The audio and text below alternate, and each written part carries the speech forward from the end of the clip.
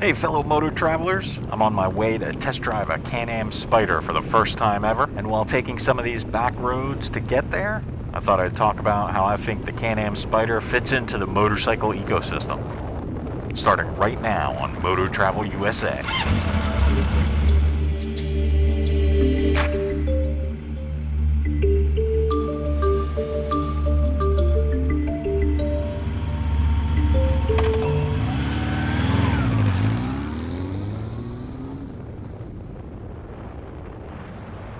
It's actually a super nice day here today.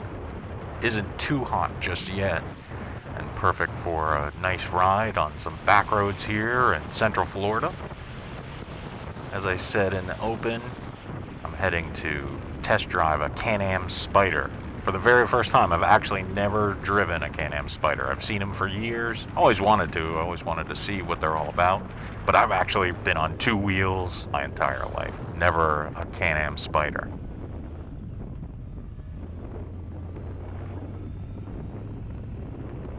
My wife is actually interested in one, so that's another reason I wanted to go check it out, see what it's all about, and if it's something that she would enjoy. But I've never ridden one, so I'm kind of excited. I want to see how it feels, what the excitement is all about.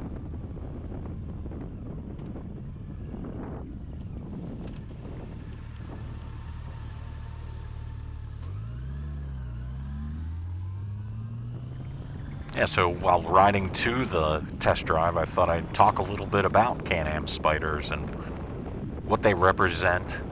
Are they a motorcycle or not? And any other thoughts that might cross my head.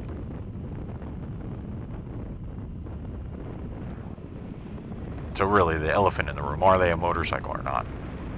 I personally think absolutely. Anything you are riding in the open air with a throttle at your hand is absolutely a motorcycle.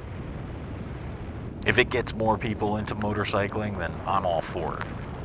Just because it has three wheels does not make it any less or more of a two-wheel bike. So yeah, I absolutely think a Spyder is a motorcycle. It just surprises me sometimes reading forums, these die-hard motorcyclists that say they don't even give the biker wave to Spyders because they don't believe they're motorcycles. I think that's a little extreme. You're out risking your life while people are texting and distracted in cars, but also enjoying yourself and all the fun that comes with traveling on 2 or 3 wheels out in the open, the elements coming at you. So absolutely, it's a motorcycle. It's also a great vehicle if something happens and you can't ride a 2-wheel motorcycle for some reason, be it strength or an accident that hurts you in some way that makes it next to impossible for you to ride a 2-wheel motorcycle. Can-Am Spyders are the perfect vehicle.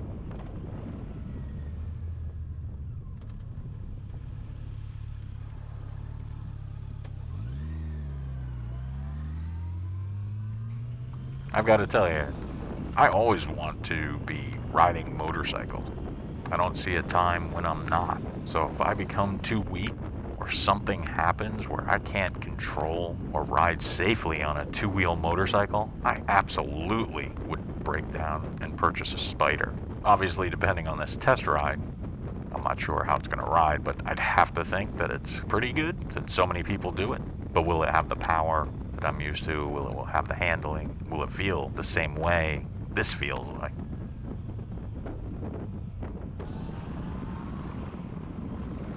I've ran into a lot of people while touring that are on Can-Am Spyders, and they've shared stories with me why they can't ride a 2-wheel motorcycle. Can-Am Spyder gives them the opportunity to still enjoy this awesomeness that is motorcycling. I ran into one guy who rode 2-wheeled motorcycles his entire life until one day a drunk driver smashed into him, broke his back, and his back had to be surgically repaired, fused at multiple vertebrae. It's next to impossible for him to sit on a 2-wheel motorcycle and ride. However, he doesn't have to give up the hobby or the passion. He can hop on a Can-Am Spyder and ride up to the Dragon, ride up to the Blue Ridge Parkway, and still enjoy everything that is awesome about motorcycling.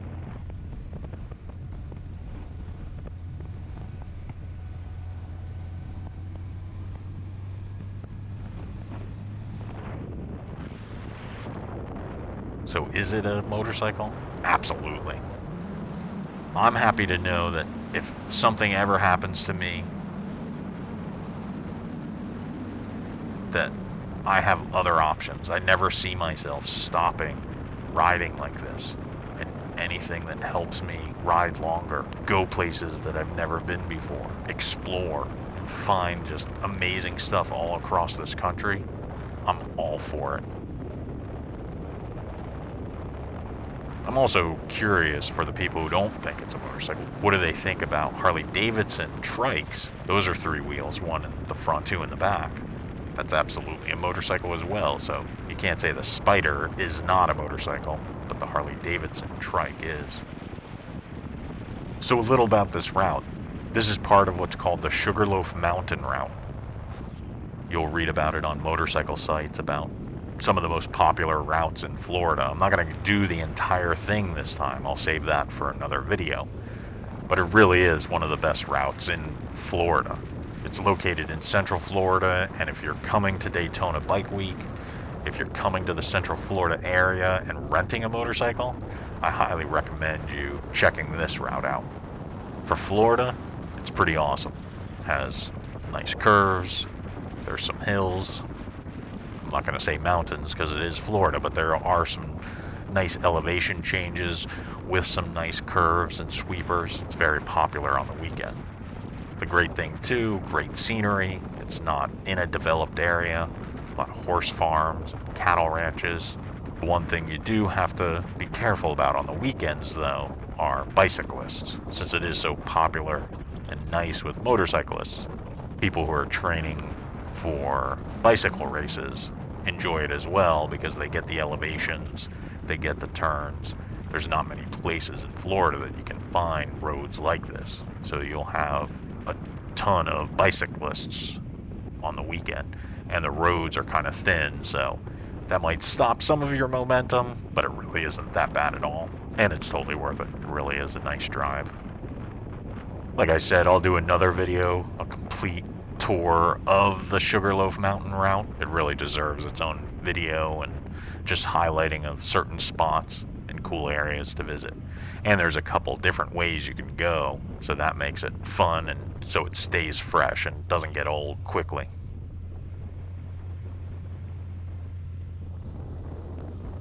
So yeah, the Can-Am Spyder, I mean, it just looks super fun to me.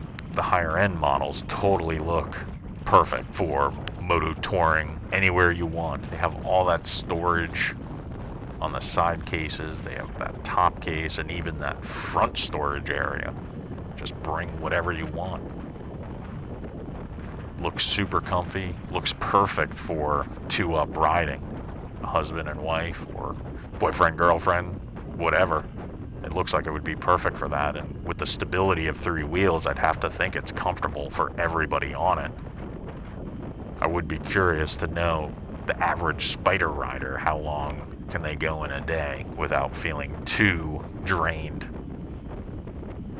Another reason the Spyder looks like it's perfect for touring, they have a trailer hitch and also sell this huge storage container that you can tow behind the Can-Am Spyder to put even more stuff. So you could take the Can-Am Spyder camping and have everything you need. You could go for 2-3 weeks and have enough for 2 people. I can't even think how to get that much storage on your typical motorcycle. I'm happy with the storage on the FJR, but I think it pales in comparison with how much stuff you can put in a Spyder and if you hook up that trailer. So it has to be awesome for touring. The other thing I've noticed about Spyders, especially driving around here in Central Florida, during the weekend you see a bunch of groups with tons of Spyders. Just like the rest of motorcycling, it looks like the Can-Am Spyder has a very strong and close-knit community. Whenever I've been traveling, I've noticed them at the Dragon, at the Blue Ridge Parkway, Everywhere that I've traveled, any motorcycle road, I've seen groups of Can-Am Spyders. So they're out there enjoying it just as much as the rest of the motorcycling community. And if I was on a group ride, I think a Can-Am Spyder would fit right in. So this should be interesting. I'm curious how this test drive is going to go, not having ever ridden one. And there's a few things that I am looking for when riding it. First and foremost, how does it work? I know that sounds weird because, yeah, turn signals, clutch, are all the same on motorcycles, but every motorcycle has its quirks and different ways of the way the dashboard works or how you reset things. So since the Can-Am Spyder is so different, I'm curious how it works. How do you shift? How do the brakes work? How does it handle around turns? How responsive is it? How is it when engine braking? Those are all things I'm curious to find out. I'm also wondering how it's going to handle. Since it is on three wheels, will it feel more like a car when taking turns? Do I lean into the turn or against it, or do I not do anything and just sit there and take the turn like I would in a car and let gravity and momentum pull me where it needs to go? How responsive is steering? Is it sluggish or is it more responsive? And how does it feel overall? How does the engine feel? Does it have character? Is it comfortable to sit in? How is the posture and where my legs are planted? Will that be good for a long-term journey? So those are really the main things I'm interested in while riding this thing. Some of the things I know I won't find out, but I'm curious about, and I'll research a little bit when I get home. I'm curious how the maintenance is on a Spyder. And definitely if you have a Spyder and you're watching this and you know the answer to some of these questions, feel free to comment below. I'd love to hear some of the answers. Like, how is maintenance? Can you do it yourself? Do you have to bring it to the dealer? Are there a lot of specialized tools? Is there a lot of fairing that you have to take away? One of the reasons I went for this FJR is just maintenance and the ease of it. For a lot of the standard tasks, I just take off a couple pieces of fairing and I'm good. So I'm wondering, is the Spyder the same way, or do you have to pretty much take off all the plastic to do an oil change or a spark plug replacement? I'm also curious, and like I said, I'll research it when I get home as well. What's the longevity of these things? How reliable are they? If you know, I'd love to read about it in the comments. And also, another thing I'm wondering about are the tires. Looking at the pictures, the front two tires look like regular car tires, just really thin ones that you'd see on like a Hyundai Accent or one of these smaller subcompact cars. In addition to the type of tire, I'm curious how long those tires last.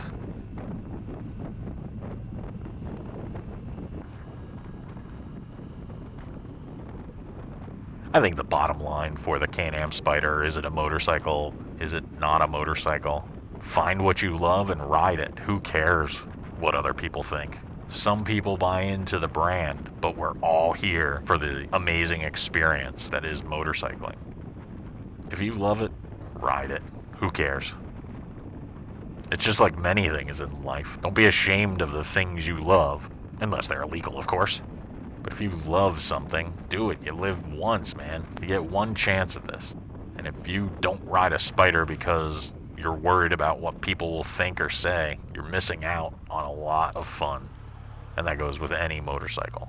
If you skip a brand or a look that you love just because of what other people will think, you're doing yourself a big disservice. All right, I made it here. Getting really excited now. And after I take the test drive, I'll create a video and post it up. But for right now, let me find a parking spot here. Watch out for the sand. Get situated. And go have some fun. Alright, I'm gonna go test drive the Can-Am Spyder. Want to thank you for watching. If you liked the video, give it a thumbs up. Also, comment or ask questions below, and please share with others if you think it might help them. Thanks for joining us this time on Moto Travel USA. Let's go explore.